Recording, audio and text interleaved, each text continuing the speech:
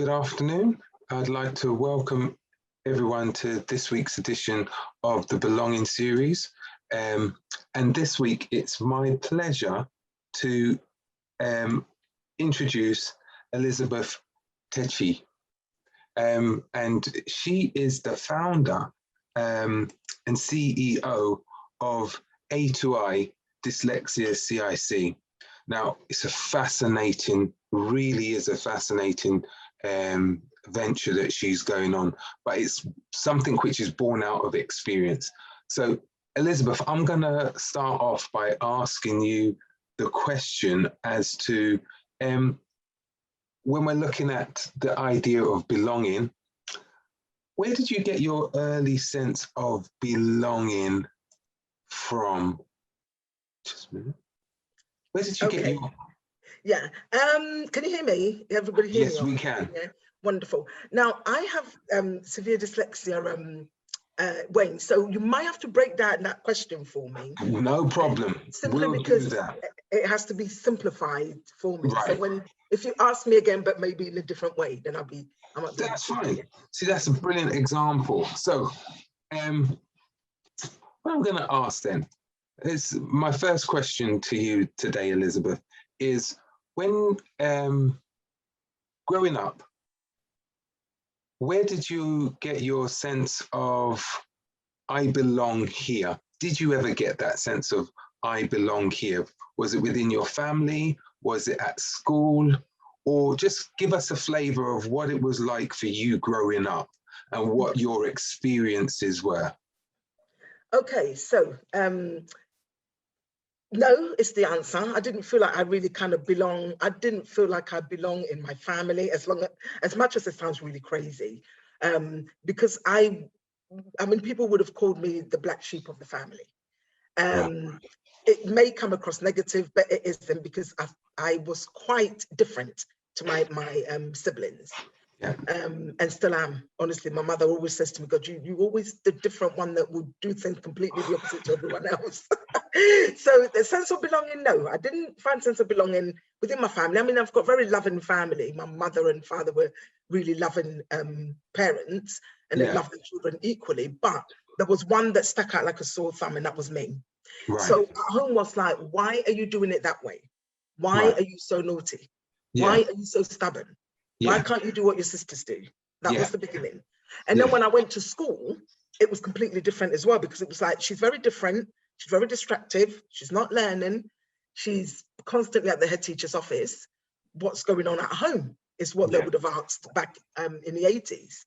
Yeah. So at home was different. So I became who I wanted to be. I've always been me, and I've never changed me. I can't really conform to, in vertical commas, what they call norm, because this is me. Yeah. So home was different, school was different. Friends kind of thought, bit odd in the way you present yourself or speak, or in other words. So I didn't really find a sense of belonging until I was diagnosed with dyslexia 30 years later. It's when everything became clear. Yeah. Right. That's quite a time scale to say that you didn't sense that you belong, not at home, because were you the youngest? Were you the I'm the fourth born. I'm the fourth born of the family. Yeah. Right. So there was lots of comparisons, I guess, between yourself and the rest. Yeah. Why can't you be more like so and so? So it took away your own sense of individuality, but you made yourself that individuality about yourself. Yeah. Yes, I did. Yeah. So you said at school, for example, you always had that sense of being different. How was it that the school treated you differently? Can you think? Do you know what? I wasn't engaging. I didn't even want to be there. The best time for school for me was PE, drama, all the creativity stuff that you can think of. Yeah. Dinner time and going home. In between of learning, I thought I didn't come here for that. I came here for all the things that I've just mentioned. Now we go to school to learn. So if you're not there to learn, you will fail drastically, which was me. Yeah. I did fail drastically, yeah. I was what you will probably call the class, I always get my tongue twisted, the class clown is maybe what they called me. And part of my dyslexia, when as we go along, you probably find that part of my dyslexia is pronunciation. So certain words I will stumble on, and then I find another word in replacement of that.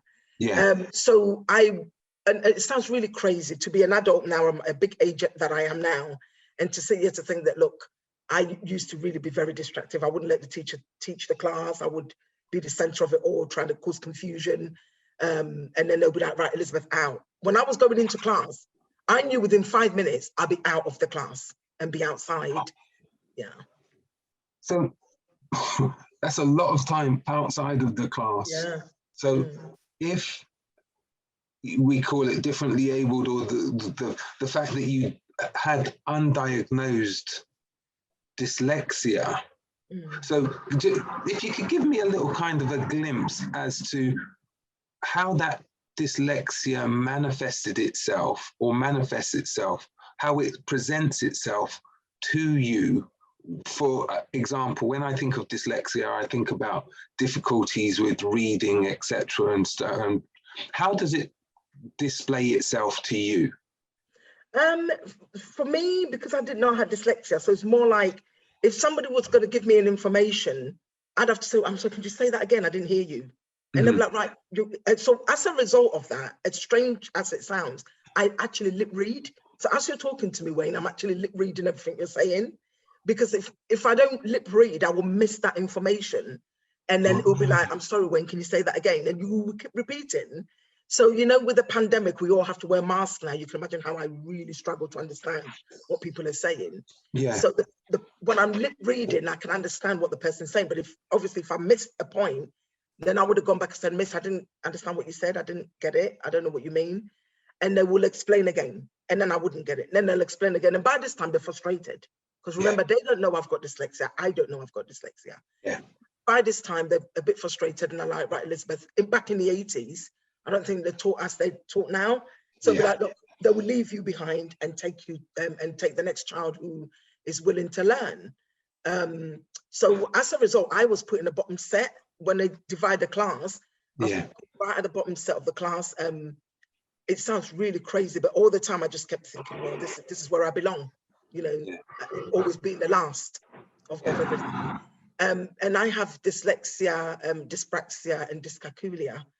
So the dyspraxia side of it just meant that even for PE, for sports, no one would pick me because I'd be like, is Elizabeth's going to make you lose the game? Because the ball is coming that way and she's catching it the other way, you know? So, you know, I was literally just left on a shelf. But for me, it was like, it's either I join in with the very, very clever, intelligent people at the time, or do I just end up going the opposite direction? So I ended up sort of with the cool girls in the school. And I got myself in huge trouble, and I'd always be fighting and, you know, doing all the things that every parent dreads for their child. And again, I wouldn't have known I had dyslexia. I didn't know.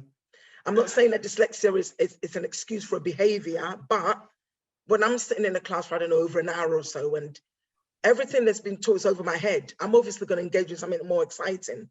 And that was looking out the window of the classroom. So daydreaming. Yeah. And I wouldn't necessarily say that it was over your head, but it wasn't put in a way which you were able to fully access, because it was just one style of teaching that was going on. That's right. They weren't catering for you. And it's like if we go for a meal at a restaurant and you're a vegetarian and they say to you, well, just take out the chicken, take out everything else, and there's a few peas there. That's not catering for your needs. Exactly. So you're not going to get fed in the same way as the other children who can access more of the what's on offer. Absolutely. I mean, I went to school in the 80s, early 81. I was in secondary school. I mean, my education go back to Ghana. I went to Ghana when I was 2. I was born in the UK, but my parents took me back to Ghana when I was 2. And so my primary education was in Africa. Right. And there is something called dictation first thing in the morning. That teacher will come in and they'll come straight to anybody that they've set an eye on, and they will say, spell necessary. And you stand there and you think, okay, right. Well, before you get to the word N and you haven't spelt it, you will get caned. I mean, I don't know if anybody here from Africa might identify with that, or Jamaica, or wherever it might be. Yeah. And it will be what they call arithmetics. So first thing in the morning is maths. So they come up to you and say, right, 12 times 12, and you're like, I don't even know what the time is. I don't even know where I am at the moment. And, you know, gets it. I don't even know where I am. You know, I'm always daydreaming. So it will be like, well, Elizabeth, we're talking to you, and I'll be like, yeah, I don't know what the answer is. And up till now, Wayne, I'm speaking from the bottom of my heart. I don't know what 12 times 12 is. And I run it, and I run an organization. I don't know my times table, and I'm confident enough to say that. Yeah. You know what? But the thing about it is, I love the honesty in that, right? Because nowadays, right, it doesn't matter whether or not you know what 12 times 12 is off the top of your head. We've got calculators which will help us to do that. And so it's, you know, there are workarounds. So I like that. The way I like that analogy is because it brings in the idea that just because you may not be able to access it in directly straight from memory, or because you've remembered it, there are other ways that we can assist in coming to the right answer, or coming to an answer which is a sensible answer. Yeah. And so give me a little sense then, because I clearly get the sense that from in school it wasn't really a supportive environment. It never gave you what you it kind of like left you in a position where you weren't actually able to access the necessary learning, or the metrics of learning which we have, in which people value, as it were. So how did that kind of like result in, when you left school, what kind of positions were available to you? What could you do as a result of kind of like leaving school and not really accessing the information? Well, I left school before everybody else left school. Back in, I left school in 1985, 86. You didn't have to stay until you were 18. I was like, mom was 15 and a half, or whatever age I was, 14, going to 15, something like that. So I'm not going back there again. And I left school, and I joined the old YTS scheme, the youth training scheme. Yeah. And I loved every part of it, because it was like, wow, why can't schools teach this way? It was more vocational, it was more hands-on. So I went to study hairdressing at the time. I wanted to be a hairdresser. So I did a little course on that, and I really loved it. And I thought, oh, this is where I'm meant to be. But I didn't see it through, because for me, I was like, I'm going to go and study hairdressing. I do love it. Why can't I just do hair? Why do I need to know how hair grows? Why do I need to do all the, what's the word? You know, the academic stuff of all that. My understanding was, I'm going to be doing hair. I don't need to understand how it grows, you know, at that age. So I didn't see it through. The minute I saw exams and coursework, I thought, right, I'm out. So I was what you would call quick to quit. I just quit. I would go. Now, not realizing that I had dyslexia, I would leave and I'll end up somewhere else, and this dyslexia will manifest again, and I will leave. So I kept leaving. So as a result, I ended up on benefits. And I'm not proud of that, but I was always on and off the benefit system. Because it was like a safe haven. It's like, actually here, you know, it's okay. No one will need to find out whether I can read properly or write properly. And I am not proud of it every time I go out and speak, because I'm not proud of where I was, but that's what it was at the time. So at some point, I kept going into different, one of my skills is people skills. I do love helping people. So I ended up in jobs that are more face-to-face and customer-orientated work, like receptionist. You know, even if I got a job as a receptionist, and they said, well, Elizabeth, you're really good at your job, we're going to promote you. I'll be like, well, there's no promotion. I don't want the promotion, because I want to stay where I am. Because I didn't know I had dyslexia, and I was frightful of anybody finding out if I did have something. And will it go against me? And will I be stigmatized for that? So I kept hiding, and I kept running, and I kept hiding, until my back was against the wall, and it was like, listen, face your demons or you're going to sink. And that was the university route. See, this, when I listen to that, I hear a familiar trigger. Whenever it came to something whereby you had to encounter a literal world, and by that I mean having to write, having to read things, which were things which you had always struggled with, that was the time when you said, you know what, I've got to go. Yeah. Because it was almost like bringing you back to a place where, or if I'm getting this right, it was bringing you back to a place where people were saying, oh, you're no good at that. You're no good at that. And that constant, it's almost like a defense mechanism whereby you were saying, I will swerve around that. I know where this is going to lead. I don't want to be a big woman and felt like I'm being treated as a child or humiliated again.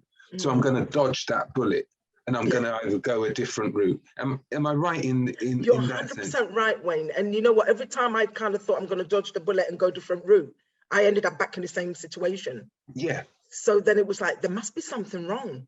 Yeah. But am I lazy? Am I stupid? Am I dumb or dunce? Those words is what I kept hearing all the time. Or am I lazy? You know, is what I used to ask myself. So how you've put it was exactly how it was. But it was like, well, you can keep running, but you can't hide. You're going to have to now go for help. So what was it that, what was it that got you to that stage where you said to yourself, I can't keep trying to dodge this bullet because wherever I go, it seems to be following me. So what was it that put you in that position where you said, I've got to do something different?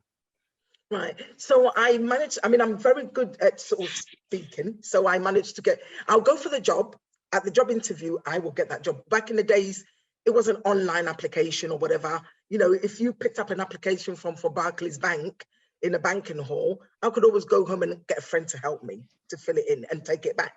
You know, now it's all online, isn't it? Again, maybe you can get someone to help you, but I know back in the days, it was a little bit easier. So I ended up getting a job in Barclays Bank. I was as a cashier, and I was really struggling with the cashiering work at some point. So a young girl came in, and I was training her with a banking hall, you know, sort of touching up on all the different things that we do in the bank. And for some reason, she mentioned how much she's earning. So I said, "Oh, how come you're earning a lot more than someone that have been working here that had been like over a year?" And she said, "Oh, is it because I've got a degree?" I thought, "Oh, what's that then?" And you know, you go to uni and you acquire skills and qualifications, and you might be in a better position in terms of salary. So I thought, I want to try that. Remember that I'd left school with no qualification. I left school with D's and E's and unclassified. So I remember turning up at South Bank University at the admissions department, and the lady there said, "How can I help you?" And I said, "I'm here to learn." And she looked at me like, people know what courses they want to do when they're coming here. What course do you want to do? I said, whatever's on offer. I didn't have a clue, Wayne. I said, whatever you got going, I'm here to learn. So she then said, well, look, actually, we've got some spaces on our human resource management. I said, that will do. I heard the word human. I said, I'm really good with people. I'll do that. So she signed me up for it. And the first year of that, well, actually, the first sort of semester, is that what they call it? The 3 months. I was given assignments. I was like, you know, it was all mumbo jumbo. So I had a black lecturer called Dr. Gloria Gordon, and she looked at me and said, do you think you might have dyslexia? That's the first time I'd actually understood what that word meant. Yeah. What's that then? And she explained it. And I said, no, that's not me. She goes, but your B's and D's, we wrote essays in those times. Yeah. And she said, your B's and D's, W's and M's and S's are the other way around. You might have dyslexia. And I said, no, I'm born perfect. There's nothing wrong with me, is what I said to her. So she said, look, I think you should go for an assessment. And honestly, Wayne, I thought assessment meant that put you through some machine, try to get your brain. And I thought, no, I'm not doing that. Yeah. So I got to the door of the assessment center and I turned around and went back home. And then I think a week later, she said, have you been for that assessment? I went, I don't want a label on me. I'm fine. And she said, well, look, it's either you go for help, you're going to fail. Because the way you're writing, no one's going to understand your essays and things. At that point, I thought, well, let me just go and find out what this is about. So I went for the assessment and it came back that I have dyslexia and dyscalculia. And then I thought, no, I haven't. It's just that they're not, no, I don't know what they're talking about. I was still in denial. I just don't know. I don't know what they're talking about. And kept hiding it still until I just thought, no, I can't, I'm not going to progress with this. So fast forward, I finished that degree by the skin of my teeth or whatever they call it. Literally, it was one place that I said to myself, this time I can't quit. I've got to see it through.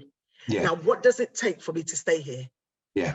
And finish this course. So I managed to get the assessment and I got the support I needed, Yeah. as in the computer and all the dragging and all the things that goes with it. Yeah. And it was a really, really tough, challenging time. So I had two children at the time, but I wasn't going to quit. Because I thought, listen, I've been doing this for for quite a long time. I'm not getting anywhere. Yeah. I've got to stay. So I finished it and I got a 2-2. And for me, that was like, I can't even tell you. Yeah. I can't tell you what that felt like. You know, for once in my life, I've done something and finished it. Yeah. And I graduated and I thought, I'm never going to step ever again into education. I'm never going there again. And then about maybe, I can't remember how many years later, but I graduated in 2004. Yeah. In 2014, because I'd been kind of working, it wasn't really going quite right for me. I said, I want to go into teaching. Yeah. Again, you know, I'm a bit of a risk taker. I just get up one morning and say, right, this is what I'm going to do. Yeah. So I enrolled at Greenwich University. Right. And I finished my postgraduate qualification again with a massive help and support for me. And I managed to finish. And I thought, right. So if there's help out there and there's something called dyslexia and people are getting help and thriving, well, I want to share this with the world. I don't want to keep this to myself. Yeah. So A2I Dyslexia was born out of that. I asked you this A2I. I wanted to understand what this A2I stood for, because I think A2I dyslexia, give us a kind of like an idea of what A2I actually means. Yeah. So when I got to find out that I have dyslexia, and then I didn't look at it as a negative thing. But all the time I kept running away from it. I didn't want the label. I didn't want no one labeling me. You know, I wanted Elizabeth and nothing else. Yeah. But when I realized that actually dyslexia can either make you or break you, and that's the word I use normally when I go out to give a talk. And one of the things that really struck with me was it's one of those conditions that the amazing creativity skills and the people skills and the problem solving skills and, you know, all the things that come with having dyslexia is actually a plus. Yes. Let me not focus on the fact that I'm not able to read properly or write or understand things that people are saying to me, or get lost everywhere, or don't even know the time half of the time where I'm going. Very chaotic world that I live in. Let me turn it around and look at it from a positive point of view. So then I was sitting down one day and I thought, oh, I really love the inspiration of being dyslexic.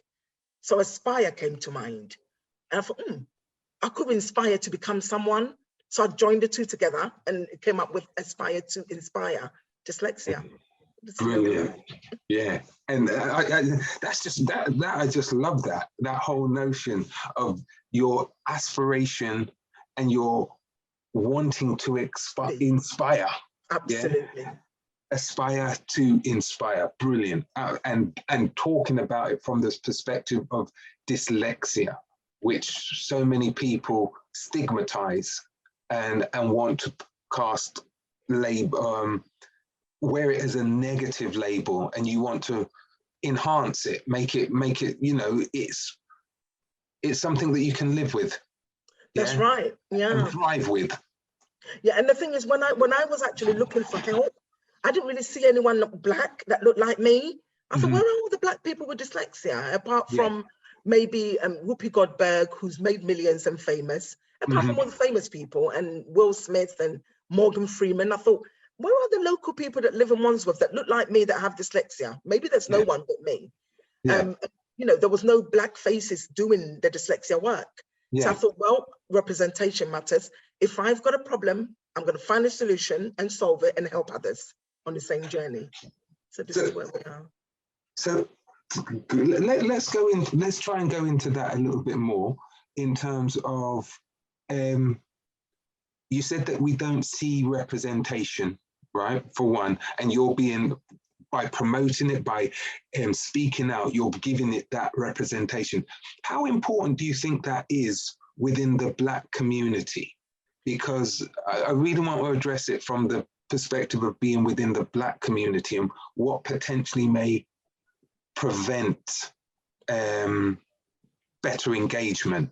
Yeah, I think one of the things within, I can speak from working from A2I Dyslexia and the clients we've worked with in the last 5 years. Yeah. Some of the things are like, what I tend to hear a lot is people will say, well, I don't want no one finding out I've got dyslexia, because particularly Black men, you know, I'm Black, I've got dyslexia, I'm a man, no one's going to take me seriously, is what sometimes they will say. And from the female perspective of maybe Black woman, it will be like, sometimes they don't want no one to know. Because if you're already struggling in a workplace, or you're trying to fit in, so to speak, and then you've got the added layer of having a condition that it's all right if you're white and you've got dyslexia, we can help you with that. You know, what help do you need? But when you're Black and you've got dyslexia, could it be perceived differently?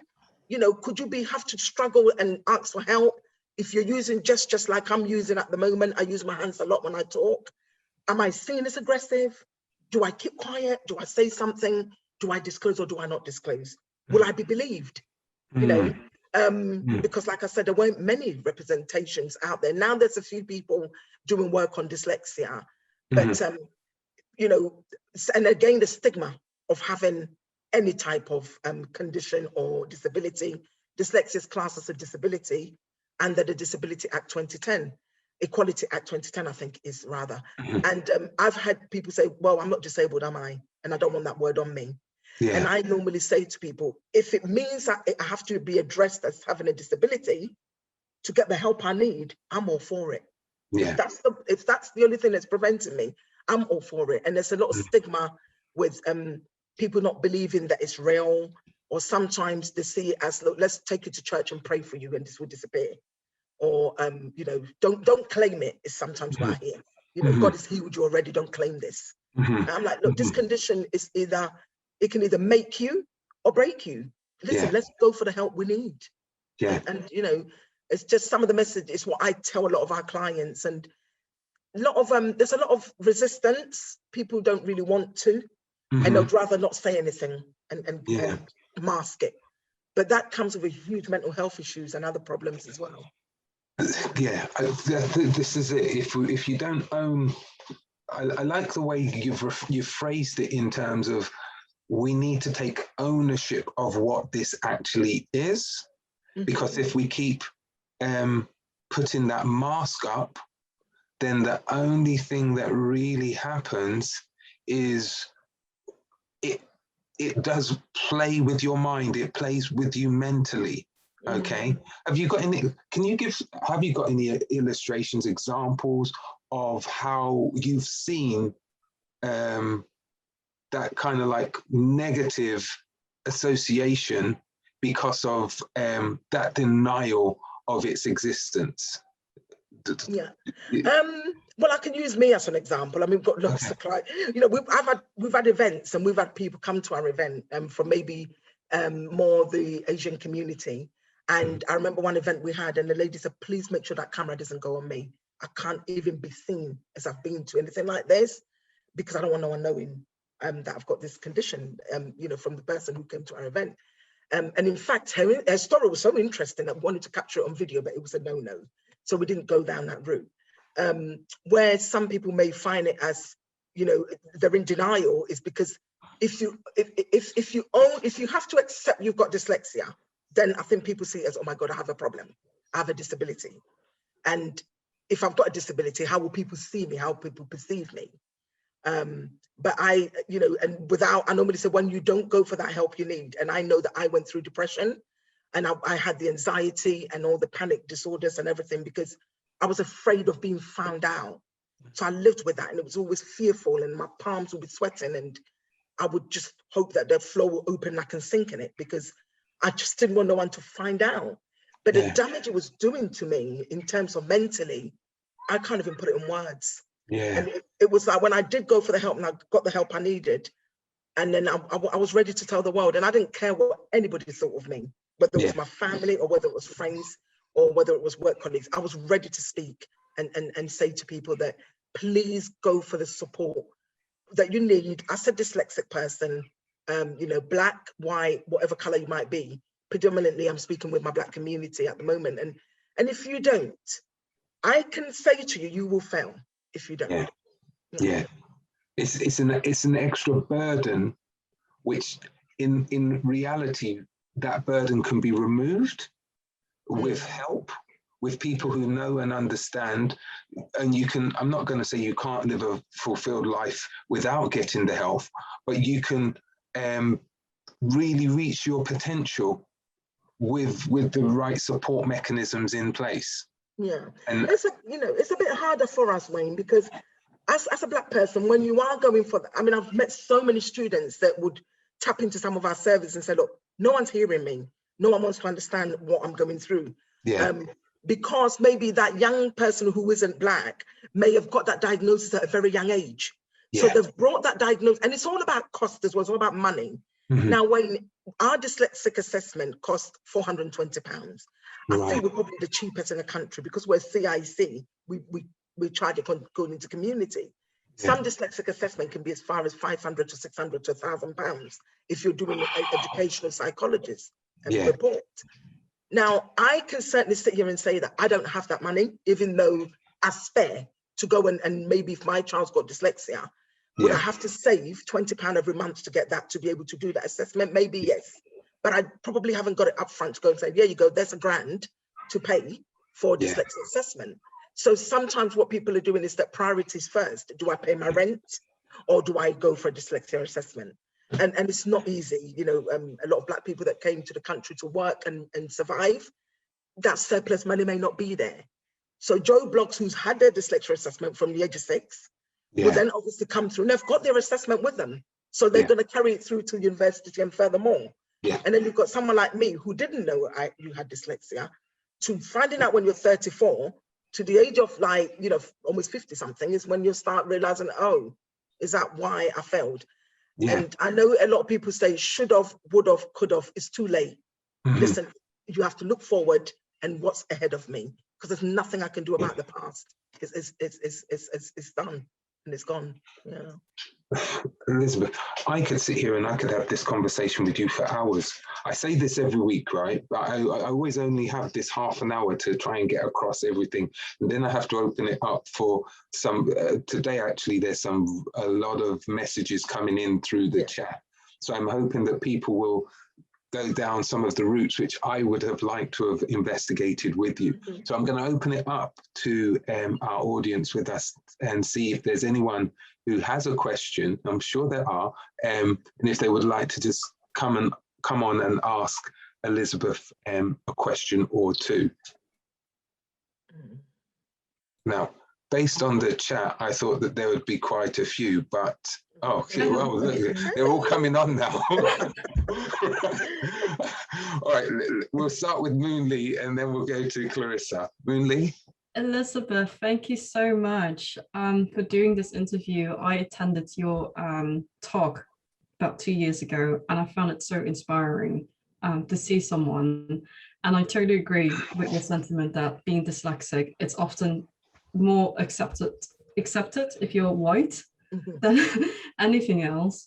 And I just wonder how, from your experience, how it manifests for like BAME children. Because there are like this kind of stereotypes that are being associated with it.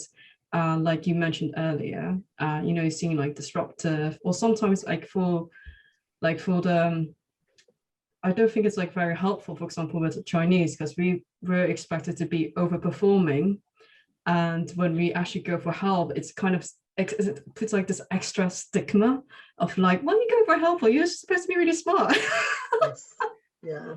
And Same in the African community, nothing changes. It's exactly the same. Yes.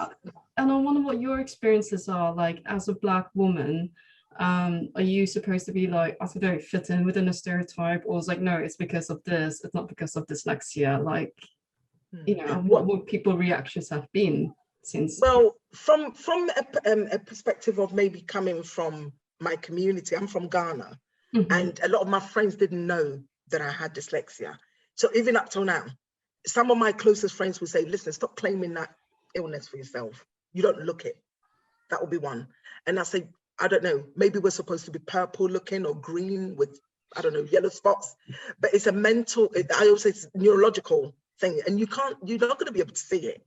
But I can say to you that I may come across, I can articulate really well speaking to you, everything you've got me to speak to you about, now get me to write it, and then you see the difference. But I'm not going to be writing everywhere I go. So dyslexia is real, and dyslexia is here to stay. There is no church in this world that I've known that have prayed for someone and dyslexia has disappeared. I've not heard one. If there is one, please, someone let me know, and I'll definitely be the first in the queue to go for that prayer. It doesn't work like that. There's no pill to take to get rid of dyslexia. It is a condition and it's real, and either you own it and move on, or you can carry on. I mean, it's got a spectrum to it. Some people are severe, some people are in the middle, some people are mild. It depends what spectrum you're at. And I know for me, I was not the end where, you're writing a 50-page report for your manager, because that would not have worked with me. So in terms of my community, I do get, look, stop claiming it. It's, stop owning that. Stop telling people that you've got this condition. It's a hush hush, yeah. And then on the other hand, in the workplace, for example, when I used to work in corporate, people would roll their eyes up and go, yeah, everybody's got dyslexia. So what help do you need then? That's what I would get. It's like you're not believed if you say you have. It's one of those conditions that I think there's a lot of racism and a lot of, definitely within that dyslexia remit. It's as if to say that, look, you can't have dyslexia. Do you understand what that means? And then I'm constantly have to keep battling, fighting for my corner. And of course, sometimes I come across aggressive because I want that help, and I'm frustrated, and it comes across like that. And it's like, right, you've been very distractive. I'm sorry, disciplinary, all that stuff that goes with it. As a result, I thought, I'm going to do it my way. So that's why HR was set up. I could use my gesture with no one judging me. Not everybody goes the self-employment route, but for me, that was the best way out for me. So in terms of community, it can be a struggle. Sometimes you'll believe, sometimes you're not, with your own. And then in terms of the workplace, you've got that battle as well going on. It's up to you as an individual to look in the mirror and say to yourself, I know I have a disability that's hidden, and I know I need help. And if I can get that help, yes, please, can I have it, and move on. Yeah. Excellent. Excellent. Thank you for that, Moonly. Clarissa. Hi, Elizabeth. Thank you Hi. again for your really insightful talk about your experience. I was curious about how your family, and particularly your parents, if they're still with us, etc., interpreted your diagnoses. You said dyslexia, and I can't remember the Dyscalculia. Yeah. And dyspraxia. And dyspraxia. I have my own experience with kind of questioning this. I was tutoring a young child. She was from a South Asian background, and she kept asking me questions when I was going through the English with her. And I kind of wanted to ask, like, do you have dyslexia? Like, I don't even know if that was something that she knew. I was really apprehensive about bringing it up with the parents. And the person who runs the tutoring service, from the parents' perspective, I was worried that they might feel insulted. From the head tutor's perspective, I was worried that she might think she'll lose income by disclosing it, because obviously she wasn't set up to provide the resources that the child could have needed if it was the case. So I wondered what your experience was of that in education and in sharing your diagnoses with your family. Okay, so my dad's no longer with us. So he, when I was younger, I never forget this, and it's still very fresh in my memory. I remember at the age of about 12, I had homework to do. And I was dilly-dallying, not really wanted to do it, Again, I didn't know I had dyslexia. I would literally look at my homework and just fling it to one side or hide it under the sofa to make sure that, no one will find out. And my dad will get a letter home or a phone call. Elizabeth's not in class today. She's bunked off again. And please, no one judge me here. I'm sorry. That was the time. That was back in the 80s where, banking off isn't a good thing, but I used to bank off school because I didn't want to be there, to be honest with you. And you know why I ended up with no grades, so to speak. So it was where I was in my bedroom doing my homework, and my dad came in and said, oh, what kind of work are you doing then? And he looked at my work and he went, why is your handwriting so dreadful like that? Why your handwriting is just like, he would never have known about dyslexia or dyspraxia. And up till now, if I show you some of the notes I've taken in the meeting, you would think, it's that, it's all mumbo jumbo, by the way. I understand it, no one else gets it, but I get it, yeah. So, and he would never have understood dyslexia, but he always used to say, what's wrong with her? You know, what is wrong with her as you know, children of 5, very, very different to the rest. What is it? And he would not have known that it was dyslexia. If my dad was even with us and I said, oh, Dad, I've got dyslexia, he would probably think, what are you talking about? He wouldn't get it, to be honest. My mother, who's still with us, and I remember when we first launched A2I Dyslexia, and I invited her to come. So she came to the launch and everything. And when we finished everything, she said to me, so what was all that about, what you just done? And she just didn't get it.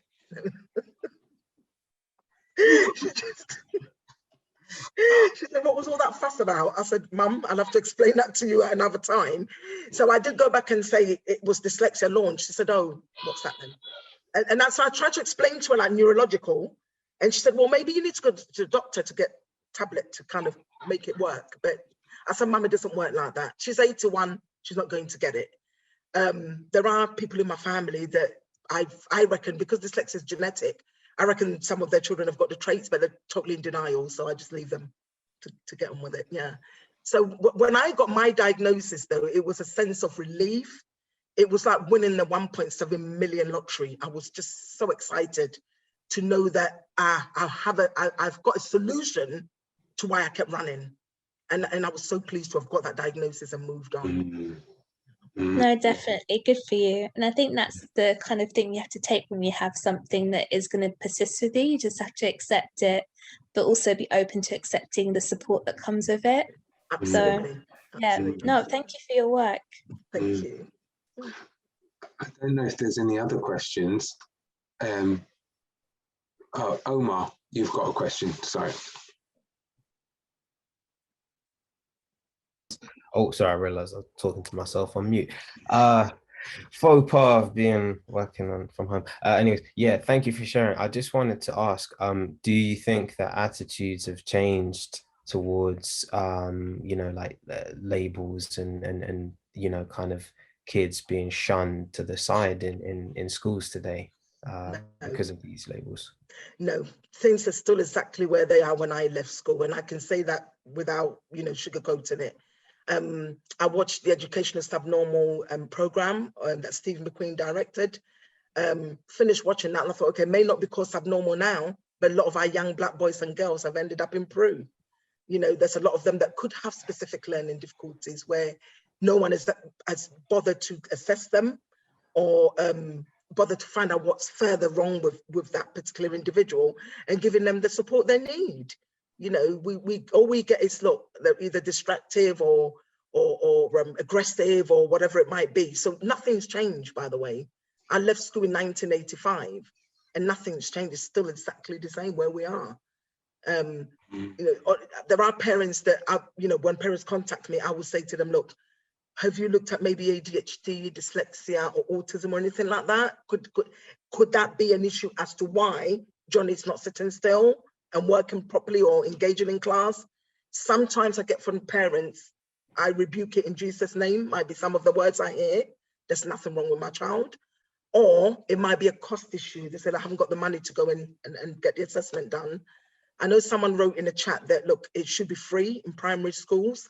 Yes, primary schools and secondary schools can give the assessment free, but dyslexia affects 1 in 10. So if you've got 1,000 students in your whole of your school, and my maths isn't that brilliant, but someone help me out, is it 100 people that would need that assessment?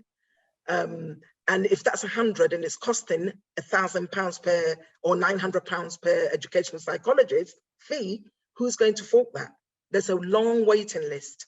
So a lot of parents are saying, I'm not going to sit here and wait. I mean, I wish my mum, if my mum knew I had dyslexia, I wish she would, you know, take her savings and help me out, but she didn't know at the time. So a lot of parents are coming to us and say, I'm not going to wait in that queue for 3 years. Help me.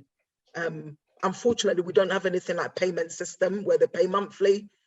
So what has happened is that a lot of the black families would just say, I can't afford it. And it really breaks my heart because my assessor won't do it for free because we have to pay her. Now, one thing I've always said, if I was an assessor, perhaps I would do community one for free every month, but I'm not. Because what it takes to become an assessor, my dyslexia hinders me. I don't think I could write a dyslexia report. And that's not being negative, that's just being really honest with myself. Yeah. So that's where we're at the moment. So I hope I've answered your question, Omar. Yeah, absolutely. Thank you. Yeah, thanks. Appreciate it. Thank you. Moonli, I think you've got a follow-up question. Yours will be the last. Thank you. I'm a big fan of you, obviously. I'm trying to amalgamate all the questions that's been put in the chat as well into my question. So we just have a very nice, well-rounded question. So it's basically, because I remember you said at one point when people were suggesting like, hey, maybe you should actually get assessed, and you're like, oh, I don't want to be labeled. The first question is, what advice would you give to young people now who do not, have a very high probability that they do have dyslexia and don't want to be labeled? And the second question is, and also what advice would you give to young people with dyslexia? And the second question is, what can school and communities, like you were saying earlier, because they're providing that kind of obstacle, what they can do in order to embrace dyslexia or any other learning difficulties, so that young people can actually get support? Because yeah, I totally get you with the financial thing. When I was getting my diagnosis, I was like, oh, I don't want to spend that much money, like that I might or might not have dyslexia. Yeah. Just thinking, yeah. So I'll answer the first question, and then Moonli, I think you might have to repeat the second because I've already forgotten it. That's fine. Yeah, because of my memory works very short-term memory. So the first question is the advice I would give to any young person who thinks they might have dyslexia. The advice is going to the parent now. Please, I can't plead with you enough to go and seek the help that you can get. If it means you're putting £5 away every week, do that. Give that child that dyslexia assessment they need. You can go to the school and speak to Senko, but you will be in a waiting list. Your child will not be the first in the queue because it's a long waiting list. Dyslexia, like I said, affects 1 in 10. Now I've got some statistics here, which is quite alarming. It's 4 in every 10 to 20 people in the UK are living with this condition. Hang on, let me put my dyslexia glasses on for 1 minute. And of course, we've got 40% to 50% of prison inmates that have dyslexia. Now, I have no figures of how many Black male or female that may have dyslexia in the prison system. But, according to people that have done research in that, there's quite a high proportion of Black men in prison with the condition dyslexia or autism. 10% of the population will have dyslexia, severely so, and that's under Equality Act 2010. But however, if you flip the coin on the other side, 50% of UK startups are dyslexics. So you've got people like, and I have to bring in his name as much as I don't want to always bring it in. We've got Richard Branson. We've got, people like Theo, I can't pronounce his surname. He's part of the Dragon's Den. You've got someone like Whoopi Goldberg. You've got Benjamin Zephaniah, Tom Cruise, Cher. These are the people that have made it, even though having this condition. And then there was a recent study done by Cass Business School in, I think it's City University. Yeah. They say that 20% of UK self-business starters have got dyslexia. So, and I think, if I can be put with that figure, I might be one of them, because when it's not working that way, I'll go the other. Always trying to find a solution to make it work. So going back to your question, Mooney, I would say to the parent, start saving. In a year's time, you might just manage to have £400 to go and assess that child, because that assessment is the passport to success. If I'd have got my assessment at 16, I think I'd be running this country, if I can say that. It wouldn't have been Boris. It would probably be the first Black woman to run the country, because I didn't have the assessment and I haven't got what it takes at that time. So, but when I did get my assessment, it was like I could fly like an eagle. I the sense of amazing and knowing what it is. And I think when I spoke to Wayne earlier, he gave me a scenario of, look, if there's a problem, if you've got an issue, you go for the help. If you've got an aching arm, you go to your doctor, you go for an x-ray, they see where the bone is broken, you're given some kind of medication and you're healed. If you've got dyslexia, the assessment is your tool so that you'll be able to know how you can manage and work with your dyslexia. So my advice to parents is, please, at the age of 6, 7, 8, 9, 10, seek for that help for that child. That's the first thing. My advice to the young teenager is, don't be ashamed. I know I was bullied at school. You know, I just come from Africa and I was called all sorts of names. I was called African boo-boo. You know, at that time we had the skinheads and they call you all sorts of names. You know, Black people were sort of discriminated against, or racism was rampant in the 80s. And I was called all sorts of names. So I think at the time, if I would have known I got dyslexia, having that on top of all the issues that I was going through might have been something completely different. However, we are where we are now. And I know now, and I know that the condition did cripple me. It did cripple me, 100%. I will be honest, but I picked myself up. Not many people can pick themselves up and say, this is what it is, and I'm going to turn it around and make something of me. But I picked myself up and I said, I can't sink any further. You know, my back was against the wall, and I said, the only way is looking up and getting up. You can't go any further than that. So that's where I was at. I'm not too sure. I've forgotten the second question. But that's the second question. I think you kind of answered in a way, but it's like what can schools, communities and families do? Yeah. Now, I'll answer very quickly for you. When I did my teacher's training, I had about 4 minutes on what is dyslexia. In the whole of the 1 year that I was at university studying to become a lecturer, a teacher, it was about 10 minutes on an essay that someone had written. And I think the lecturer said, can you spot dyslexia in this? I could spot it before she put it up because I am dyslexic. I see all the words moving and words sort of all over the place. I thought, yeah, by reading it, yes, that was the training as a teacher on dyslexia. So the way forward for education is that teachers should be trained in all the specific learning difficulty. There should be a module specifically for dyslexia, dyspraxia, dyscalculia, autism, ASD, Tourette's, all these conditions that people have that are hidden that no one understands. But there was 10 minutes training on that, and that was it. So you're out there teaching. I'm wondering a teacher who graduated 20, 30 years ago, teaching a child with dyslexia and don't get how to teach them unless you pay privately to go and do an additional course, which can cost a lot of money to be able to understand what dyslexia is. Dyslexia and all the other learning difficulties is not embedded in teachers' training. If that was done from day one, I think that we could see successes with children learning. Thank you for all of your candid answers. I'm gonna just, and wouldn't normally, but I've seen that Dr. P has their hand up. I would normally be closing down, but Dr. P, it's you. Hi, it is me. Hi guys.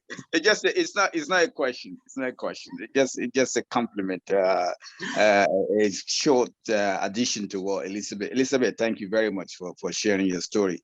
Well, I was going to say the best student I've ever taught are those who are dyslexia. They make me to think outside the box. The question they ask always makes me, oh wow, I wouldn't expect a student to ask that question. And there was a time myself and Sarah runs a charity that actually look after dyslexia students as well. And there was a time we ran a workshop together. And in that workshop, we have to ask students to pay us paper money for advice. And I keep going to these two students. Oh, aren't you gonna, get my service to put that answer money? So I went first time around, they said, no, they're okay. Second time, the third time they said to me, Sunday, if you come back again, we're gonna pay you to stop coming to us. And they nearly got the highest score in that workshop. They came second. And the thing they came up with, nobody, and I mean nobody would ever thought about it. Absolutely. So I wish I'm dyslexia. I know I've met someone, Dr. P, who said, why can't I have some of this dyslexia? No, you don't want it. I mean, I made it sound negative, but there are some plus sides to it. And that's why I love my brain. Yes. I love my brain so much. Amazing plot science. So thank you very much. That's all I've got to say. Thank you. Thank you, Sunday. Thank you. And Elizabeth, I want to just say a really big thank you for your candid answers today, and the honesty within your answers. And I think this is a space that we recognize, as you have very clearly and eloquently highlighted, that within our community, we have to recognize that this isn't a label which we can ignore. It isn't a label that we must look on with negativity. It's something that we need to really come together collectively to address the problem. And I know that that's what you're aiming to do with what you're doing. It's absolutely fantastic. And if we can help in any way, host some events and whatever else, then I think that will be really helping to break down the barriers, right? Because I really, all of the people who you mentioned, Benjamin Zephaniah, Tom Hanks, Richard Branson, it's because what they've all been able to do is they look outside of the conventional box, because the box isn't accessible to them. Yeah. And so they find a different way to go around it, and and going around it has helped them to just become profitable. So within our community, we need to think that way. And I really do love the acronym Aspire2inspire Dyslexia. Absolutely fantastic. Right? It's been absolutely brilliant having you on this afternoon. Okay. Thank you so much. Right, I'm going to just share with the audience what's on next week. So next week we're going to have Kieran Blake, and Kieran Blake is an author and clinical's academic training officer. So he's going to be here sharing his story with us next week. If you've missed any of the belonging interviews, then you can catch up with them on our YouTube site, which is tinyurl.com/belonging-IAO. And I've been getting messages this week following on from the Reach Society's network connection last week. They are hosting a special event this evening, which is looking at discussing vaccine within the Black community, COVID-19 vaccination within the Black community. And they've got an impressive lineup of individuals who will be there to answer any questions which people may have with regards to COVID-19 vaccination and the Black community. So all it is for me to do now is to thank everyone for coming. Thank you for tuning in. Elizabeth, again, we want to just say another very big thank you and wish you all the very best. And I know that we'll stay connected. So for everyone else,